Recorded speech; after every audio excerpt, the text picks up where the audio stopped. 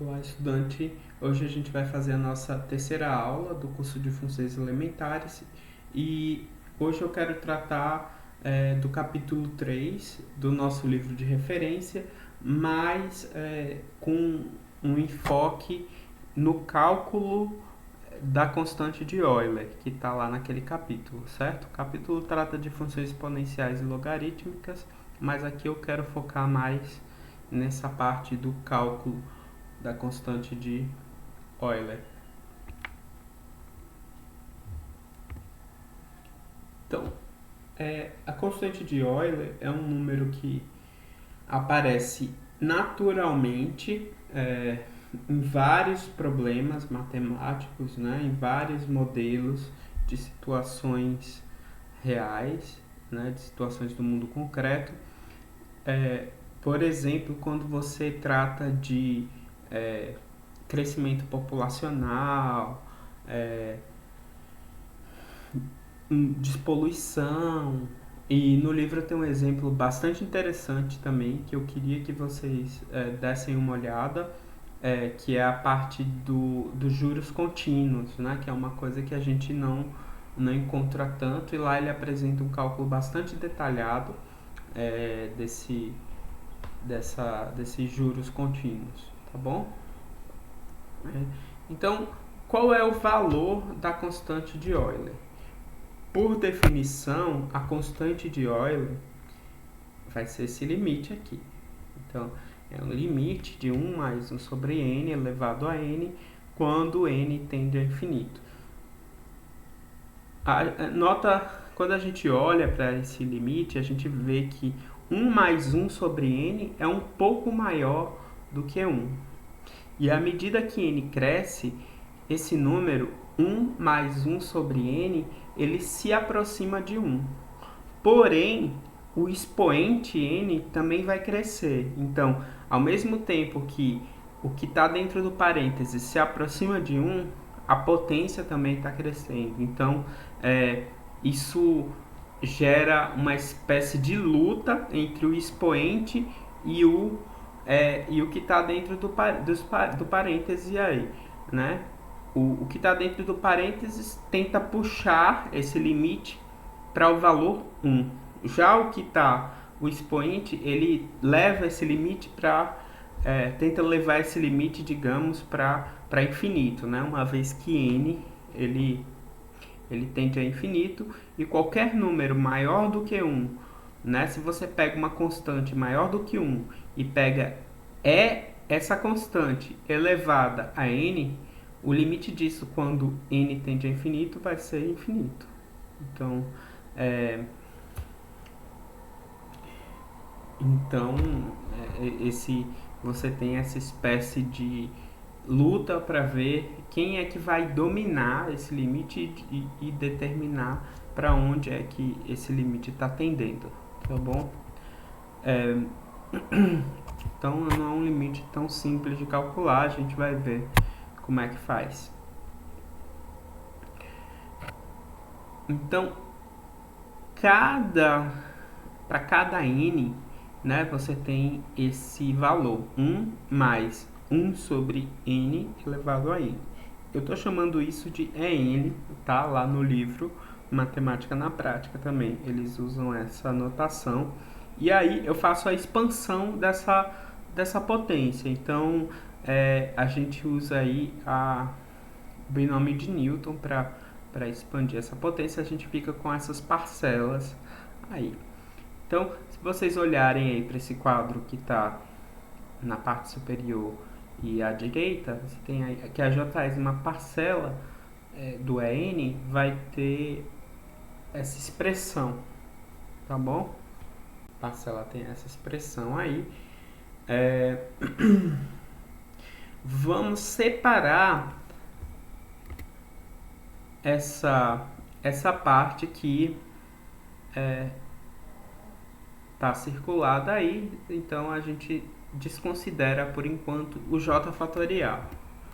Vamos ver como é que fica essa conta. Então, nota que n elevado a j, que está aí no denominador, são j fatores, né, o produto de j fatores iguais a n, e na parte superior, né, no numerador, eu tenho também j fatores. Então, vai de... se você contar aí a quantidade de fatores lá em cima, você tem j fatores, certo? Nessa parte de baixo aí da setinha, né, depois da setinha, o que a gente fez? A gente pega cada fator do denominador, né, cada fator igual a n, e coloca para dividir um dos fatores do denominador, do numerador. Então, você fica com n sobre n, que é 1, aí depois n menos 1 sobre n, que na verdade fica 1 menos 1 sobre n, como está aí esse primeiro fator aí embaixo, depois a setinha, 1 menos 2 sobre n, e assim por diante até 1 menos j menos 1 sobre n. Claro que cada fator desses é menor do que 1, tá bom? Então, o produto de tudo isso também vai ser menor do que 1. Além disso, a gente pode observar que se eu substituísse n por n mais 1 aqui, cada fator desse ficaria maior, certo? Porque 1 sobre n mais 1 é menor do que 1 sobre n. E aí, como a gente tem um sinal negativo, então 1 menos isso, né? 1 menos 1 sobre n mais 1 é maior do que 1 menos 1 sobre n, certo? E assim por diante. Então, a gente fica com que o EN é menor do que o EN mais 1, tá bom? Então, essa sequência dos ENs é uma sequência estritamente crescente, tá bom? E aí, bom, como esses fatores aqui, eles são menores do que 1, então essa parte circulada aqui é menor do que 1, portanto, toda essa parcela do EN, ela é menor do que 1 sobre j fatorial, tá bom? E aí, a gente fica que o n vai ser menor do que a soma de 1 sobre j fatorial. Então, j fatorial é igual a 1 vezes 2 vezes 3 vezes 4 vezes 5 e assim por diante, se o j for maior ou igual a 4, tá? E aí, olha, esse 4 que está destacado aí, a gente pode separar ele como 2 vezes 2. O que a gente ganha com isso? Bom, a gente ganha com isso que, se você olhar nessa linha de baixo, nessa última linha, a gente fica com, começando a contar do 2, né? A gente fica com 1, 2, 3, 4, j menos 1 fatores, j, aliás, né? J fatores maiores ou iguais que 2. Então, logo, esse produto todo vai ser maior do que 2j. Se isso tudo é maior do que 2j, 1 sobre j fatorial é menor do que 1 sobre 2an, tá certo? Para j maior ou igual a 4. Então, essa soma do 1 sobre j fatorial fica menor do que isso aqui, tá bom? E aí, isso tudo, quando você usa a fórmula de soma de PG para essa última parcela aqui, você chega à conclusão que isso aqui é menor do que... Agora eu quero falar com vocês de outras formas de calcular a constante de Euler. Então, vamos esquecer o cálculo que a gente acabou de fazer, vamos fingir que a gente não sabe o valor da constante de Euler e vamos começar definindo essa constante como sendo um número tal que a exponencial de base E tem derivada igual à própria exponencial de base E. Então, a gente está definindo ele a partir de uma equação diferencial. Se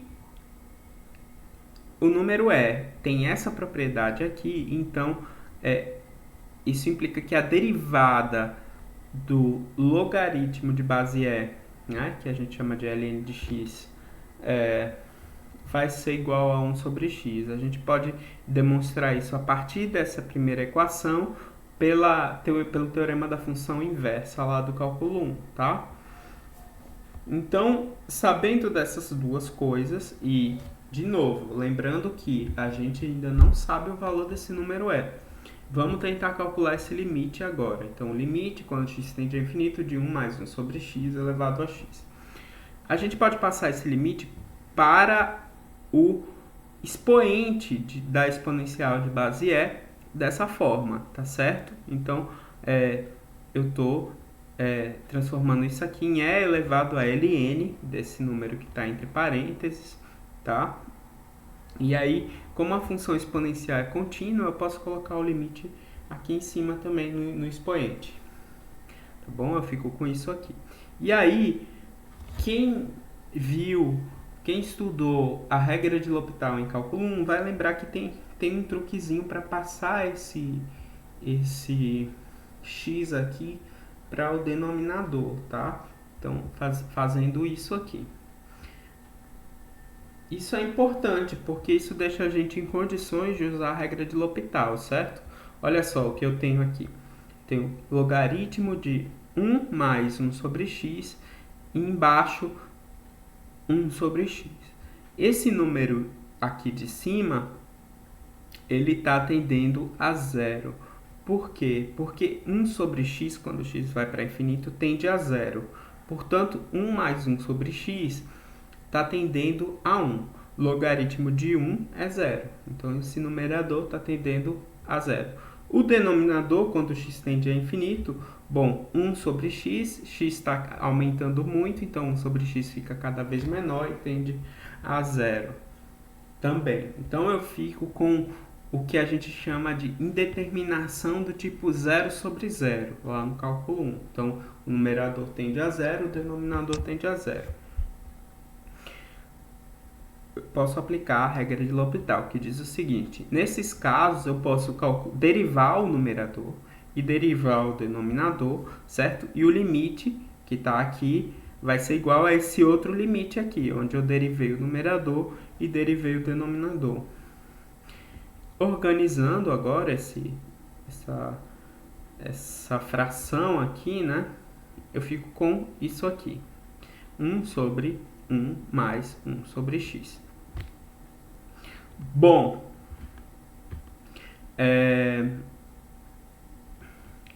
quando x tende a infinito, novamente, 1 mais 1 sobre x vai tender a 1, certo? Portanto, esse limite aqui de cima vai ser 1, e aí eu fico com e elevado a 1, que é. Então, novamente, né, por outro caminho, usando o cálculo, eu consigo mostrar que esse limite de fato é o número e. E eu posso usar essa função aqui para fazer aproximações desse número e. Então, no outro slide, a gente colocou lá 3 casas decimais. Se eu quisesse colocar mais casas decimais, eu calcularia, né, um valor maior de x aqui. Então, a gente pode fazer aproximações tão boas quanto a gente quiser desse número. Tá bom? Então, por hoje era isso que eu queria falar com vocês. Lá no material, né, no livro Matemática na Prática, a gente tem mais conteúdo, mais exemplos interessantes, mais referências, mas eu achei que essa parte aqui, que é mais técnica, precisava de uma atenção melhor, até para relembrar algumas coisas e reforçar, né? Tá bom? Então, até a próxima aula.